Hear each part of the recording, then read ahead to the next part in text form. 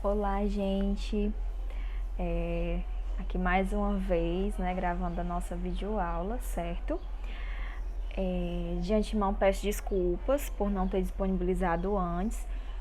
Houve uns contratempos essa semana, mas aí eu vou estender o prazo para a entrega da atividade até quarta-feira, tá certo? E a atividade desse final de semana ela é bem simples, né, levando em consideração que vocês também têm as atividades escolares, tá bom? Então hoje a nossa aula é sobre o módulo 5, certo? A organização da farmácia. A gente já viu sobre a questão dos mecanismos de ação dos medicamentos, quais são os principais medicamentos que estão em circulação na farmácia, né, nas farmácias do Brasil. A classificação desses medicamentos, tanto em relação à classe farmacológica, quanto os que estão disponíveis, né? E a gente viu também sobre a questão da farmacocinética, farmacodinâmica. Então agora a gente vai ver como é que uma farmácia deve ser organizada, né, em quesitos de infraestrutura, como é que ela deve ser disposta, né, qual é a participação do balconista, do atendente de farmácia na organização da farmácia, tá certo? Então é o módulo 5 da apostila que vocês podem estar acompanhando. É uma aula bem simples, tá bom? Então não tem nada assim de bicho de 7 cabeças, e a gente vai entender um pouquinho como é que deve ser essa organização, porque é importante para vocês entenderem nesse processo do curso, tá certo? Então, alguns questionamentos que surgem é como uma farmácia ela deve ser organizada, né? Eu não sei se vocês já prestaram atenção quando vão a uma farmácia, né? Por que os medicamentos eles ficam, né, nas prateleiras, não ficam ali de livre circulação para os clientes terem acesso. Geralmente o que fica nas prateleiras, né, na circulação comum dos clientes são produtos de higiene, né, são outros produtos que são fornecidos na farmácia, né. Então, não sei se vocês já perceberam isso, que geralmente tem os medicamentos nas prateleiras que ficam em acesso restrito somente para os funcionários. E aí, quais as atribuições do balconista de farmácia na organização da farmácia? Então, como atendente de farmácia, tem-se algumas atribuições. É só pegar as caixas quando chega e colocar nas prateleiras? É só isso? Não, tem algo a mais? E quando há suspeita de medicamentos falsos, o que é que o balconista deve fazer? Então, não é somente pegar uma caixa, abrir e jogar as caixas de medicamento e expor nas prateleiras, tá certo? E aí esses questionamentos a gente vai responder ao longo da aula. É importante, né, lembrar que a organização da farmácia ela é de fundamental importância, tanto para a atração dos clientes, quanto também para atender às exigências da legislação sanitária. Por quê? Imagina só a gente chegando numa farmácia, que a farmácia é desorganizada, não é bem higienizada, não é limpa. Então, assim, ela não vai ter atração. Além do comércio, né, do marketing, da coisa, né, para vender, tem que também manter-se organizada, não somente para atrair os clientes, mas também para obedecer às exigências da legislação sanitária, né, que é justamente a vigilância sanitária, o órgão responsável para fiscalizar se realmente estão seguindo as normas, né, de limpeza, de organização, enfim, que realmente torne aquela farmácia adequada, né, para estar em funcionamento, tá bom?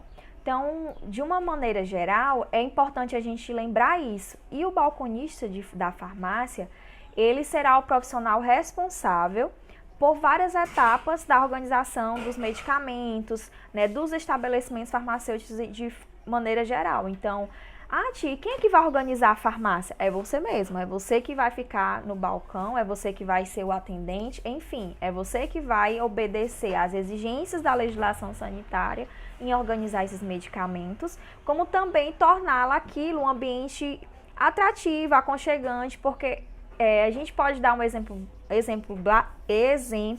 básico da nossa casa. Se a nossa casa ela não é uma casa organizada, limpa, higienizada, por mais simples que ela seja, ela não vai se tornar atrativa para as pessoas que vêm para a nossa casa, tá certo? Então, é importante ter esses dois pilares. Além da atração, do marketing, enfim, tem que ter, responder às exigências da legislação sanitária, tá bom? Também não é qualquer espaço que pode ser uma farmácia, né? Não é qualquer piso, não é qualquer teto, enfim, há diversas exigências e que devem ser seguidas, tá bom? E o balconista é importante lembrar disso.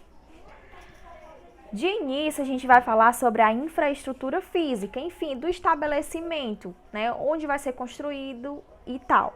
Então, o imóvel que vai receber uma farmácia, ele deve ser construído, ou se ele existir, deve ser adaptado com a infraestrutura que seja compatível com as atividades que vão ser desenvolvidas. Ah, eu não posso pegar qualquer lugar e dizer isso aqui vai ser a farmácia. Esse imóvel ele vai ter que ser construído e se ele já existe, ele vai ter que ser adaptado, né, de acordo com o que eu vou fornecer dentro da farmácia. Né? Se é só dispensação de medicamentos, mas no mínimo ele tem que ter algumas coisas, alguns espaços, algumas áreas que são critérios para dizer que é uma farmácia, tá certo?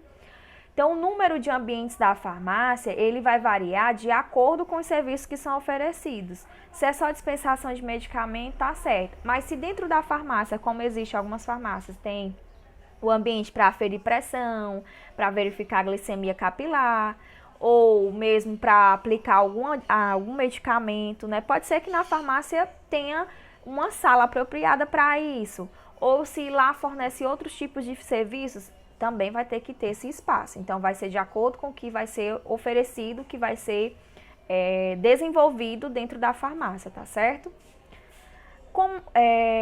Em relação à farmácia, né? O que é que ela deve ter no mínimo para me considerar uma farmácia adequada e que responde, né, à legislação vigente no Brasil?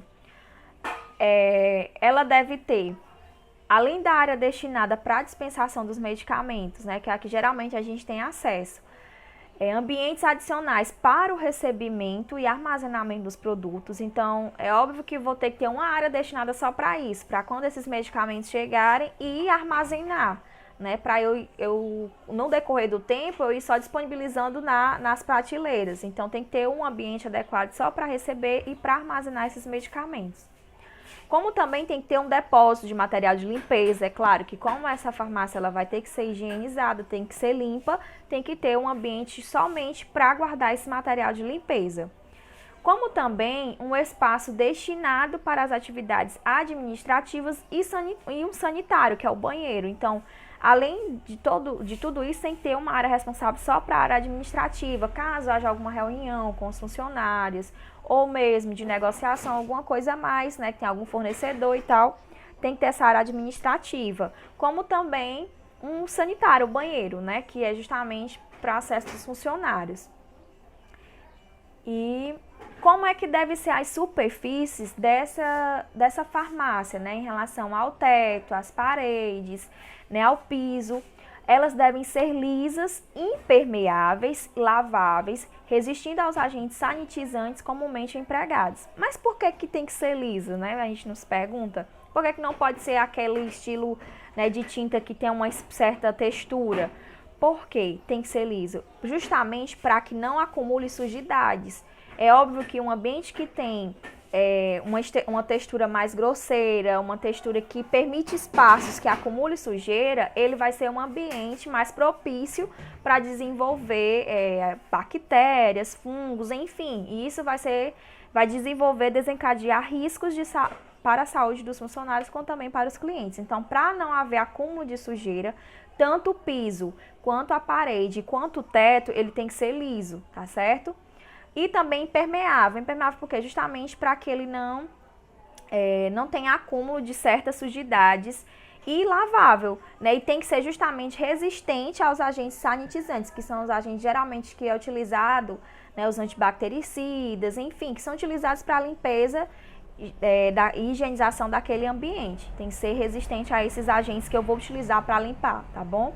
E os espaços, eles devem estar livres da presença de roedores e insetos, e isso é óbvio, né? Se eu estou num ambiente que, quer queira, quer não, ele tem que ser, além de atrativo, ele também é empregado para armazenamento, né, de medicamentos, enfim, que vai ser usado para doenças, né, para algum tratamento, enfim. É claro que esse ambiente, como também é considerado um estabelecimento de saúde, ele tem que ser livre de insetos e roedores. Então, é por isso a importância da limpeza, né, de realmente obedecer à legislação sanitária. E isso é fiscalizado, né, de que se uma farmácia ela está apresentando, né, irregularidades quanto a piso, quanto a parede, quanto a teto, ela é passível, né, de receber alguma, nem digo censura, mas alguma advertência da vigilância sanitária, certo?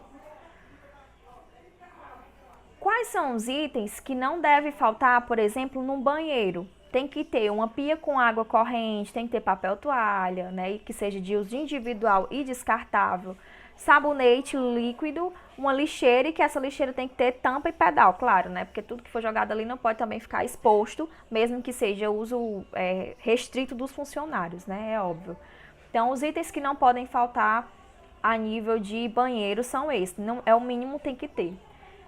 E ainda, para os funcionários, é claro que esses funcionários, eles vão trabalhar, pode levar algum bem material, né, bolsa, alguma coisa, algum utensílio seu, e tem que ter um local adequado para guardar. Então, geralmente, se tem os armários de organização, né, que são destinados aos funcionários para guardar seus pertences. Então, é importante ter, por isso que é importante ter o ambiente administrativo, que é justamente onde vai ter esse armário para os funcionários estarem guardando seus utensílios, seus pertences, né? Então, tem que ter esse local específico para ele guardar, tá certo? Então, em relação à infraestrutura física, é isso, né? No mínimo tem que ter uma área de dispensação dos medicamentos, tem que ter uma área para recebimento e armazenamento, tem que ter uma área administrativa e, no caso, o banheiro sanitário. Então, o mínimo é isso, certo? Que tem que ter numa farmácia. Como falei, depende muito dos serviços que vão ser ofertados. Se vai ter outras atividades a serem desenvolvidas, né, nessa farmácia que regularizada, regulamentada por leis e que pode ter essa atividade, então a farmácia ela tem que se adaptar para tal, tá certo? Agora, um segundo ponto é em relação ao recebimento dos produtos. Como é que deve ser feito? Por quem que vai receber esses produtos, enfim. Então, deve ser realizado em uma área específica, certo? Então, não pode ser, imagina só se ali no momento em que eu estou recebendo os clientes, aí é ali que eu vou receber os medicamentos? Não, tem que ter uma área específica, restrita para receber esses produtos e uma pessoa treinada em conformidade com os procedimentos operacionais padrões, que são os POPs que a gente chama. É como se fosse tipo um roteiro, né, onde vai ter alguns pontos dizendo como é que deve ser feito esse recebimento de produtos, o passo a passo, né, o que você vai estar observando, o que você vai estar fazendo em relação a esse momento. Então, um POP é isso, é um procedimento operacional padrão, onde tem diversos passo a passo, indicando o que é que deve ser feito, né? E isso não é de qualquer forma, é sempre baseado em alguma evidência científica, em algum trabalho, em alguma lei que regulamenta isso, tá bom? Em relação ao que eu vou estar verificando quando eu estiver recebendo esses produtos, o que é que eu vou ver, tia? Você vai ter que ver o nome, o número do lote e o fabricante dos produtos que estão sendo adquiridos pela farmácia. Então, tudo isso deve estar discriminados na nota fiscal e devem ser conferidos no momento do recebimento, porque qualquer coisa que não esteja batendo, né, não esteja realmente adequado, se tiver alguma coisa errada, você vai ter que comunicar, né, e como é no momento do recebimento, há a chance de retornar, enfim, de haver a correção. Então, tem que ter muita atenção. Tudo isso tem que estar discriminado na nota fiscal e o balconista tem que estar atento, tá certo? Ainda sobre o recebimento de produtos, somente produtos que atendam aos critérios definidos para aquisição e que tenham sido transportados de acordo com as especificações do fabricante podem ser recebidos. Então, justamente para evitar o contrabando, para evitar a falsificação, né, a adulteração de medicamentos de alguns produtos, somente aqueles que realmente seguiram os critérios definidos, né, pela vigilância sanitária, enfim, por todas as autoridades que competem à farmácia, que competem à área da saúde nesse sentido, é que devem estar sendo transportados e adquiridos pela farmácia, tá certo? Então, tem que seguir realmente as especificações de transporte, né? Se foi algum produto que teve o transporte indevido e que não seguiu ao que a vigilância sanitária pede e manda, eu não posso estar recebendo na minha farmácia, então isso eu tenho que estar atenta também. Então, somente produtos regularizados e realmente que eu considero que ele pode estar sendo ali dispensado e sendo vendido é que eu vou estar recebendo na farmácia, tá bom? Então, alguns critérios devem ser conferidos no momento que eu estou recebendo os produtos, e que são esses critérios que vão dizer, né, que podem me garantir. Eu também não posso dizer que realmente garante, né? Talvez venha me garantir, mas é o que eu tenho que estar observando no mínimo, que vai dizer que realmente eles estão em bom estado de conservação, que eles foram transportados de maneira adequada e eu vou estar recebendo. Então, quais são esses critérios, quais são esses itens que eu tenho que estar conferindo no momento do recebimento? O bom estado de conservação do produto, então você vai observar como é que está a caixa, se a caixa está amassada e não pode, ou se não está com lacre, ou se está molhada, enfim, você vai observar esse estado de conservação. A legibilidade do número do lote e do prazo de validade, então você vai ver se realmente está no prazo de validade, se é legível. Vamos supor que não dá para ver, eu não estou achando a data de validade, não estou achando o nome do lote. Então, você já fica com a pulga atrás da orelha, certo? Presença de mecanismo de conferência da autenticidade. Então, você tem que ver realmente se aquele medicamento ele é autêntico, se ele é realmente regularizado, né, pela Anvisa. Enfim, realmente é confiável. Aí sim, outro item. E também a origem do produto. Você vai estar vendo de onde esse produto vem, tá bom? Então, todos esses itens devem ser avaliados e observados por quem está recebendo o produto naquele dia. O balconista de farmácia tem que estar atento, tá bom? Aí você pode até se perguntar assim, mas por que eu tenho que ter todo esse cuidado? Né? Por que esse besterol, essa besteira toda? Justamente para proteger o consumidor de adquirir medicamentos falsificados, corrompidos, adulterados, alterados ou impróprios para o uso. Vamos supor que você nem liga, não confere nota fiscal, não confere os itens de validade, né? A questão do número de lote, do prazo, se está em um bom estado de conservação, tudo que a gente falou anteriormente. Aí eu não verifico isso aí, então nem aí, eu recebo a caixa, vai-se embora e vou dispensar nas prateleiras. Não, aí você está indo contra o que se pede e contra o que é realmente aceito, tá bom? Então tem que se ter o cuidado justamente porque o consumidor que vai estar recebendo aquele produto no final das contas, você pode estar colocando em risco a saúde dessa pessoa. Então é importante justamente isso, para proteger o consumidor de adquirir medicamentos falsificados, adulterados, alterados, enfim. Aí você pode se perguntar aí, só para critério mesmo de observação e conhecimento, a diferença de adulteração e alteração, né? Porque aparentemente são sinônimos, mas em relação aos medicamentos tem uma diferença da adulteração para alteração.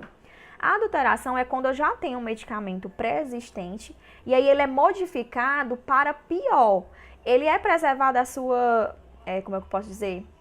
Seu aspecto externo. Então, vamos supor, eu tenho um medicamento aqui, já existente, aí eu vou adulterar, eu vou fazer um outro, só que eu quero que ele prejudique, ele faça um efeito negativo no paciente, certo?